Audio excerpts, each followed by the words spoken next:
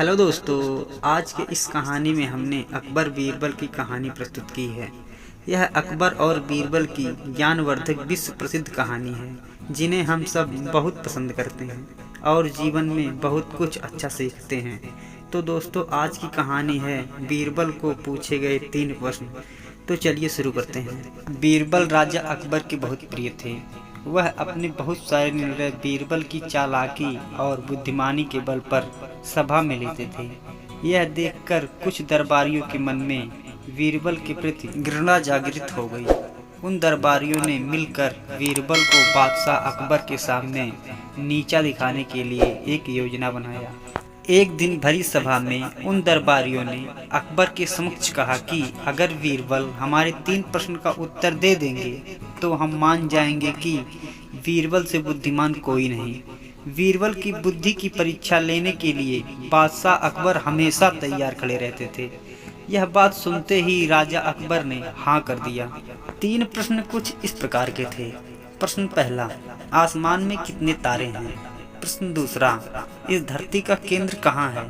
प्रश्न तीसरा, इस पृथ्वी पे कितने पुरुष और महिला हैं? यह सुनते ही अकबर ने तुरंत बीरबल से कहा, अगर तुम इन प्रश्नों के उत्तर नहीं दे पाओगे तो तुम्हें अपने मुख्यमंत्री के पद को त्यागना पड़ेगा।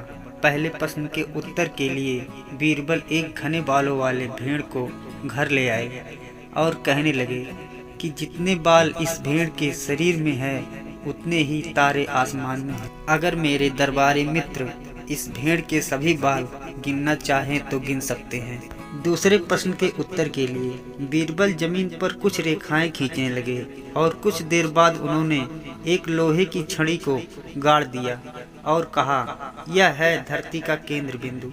अगर मेरे दरबारी दोस्त मापना चाहते हैं तो स्वयं माप सकते हैं। तीसरे सवाल के उत्तर में बीरबल बोले, वैसे तो यह बताना बहुत ही मुश्किल है कि इस दुनिया में पुरुष कितने हैं और महिलाएं कितनी हैं, क्योंकि इस दुनिया में कुछ ऐसे भी लोग हैं जिनको उस गणना में नहीं जोड़ा जा सकता, जैसे कि हमारे यह दरबारी मित्र। अगर इस प्रकार के लोगों को हम मार डालें तो हमें गणना करने में भी आसानी होगी। यह सुनते ही सभी दरबारियों ने सर नीचे कर लिया।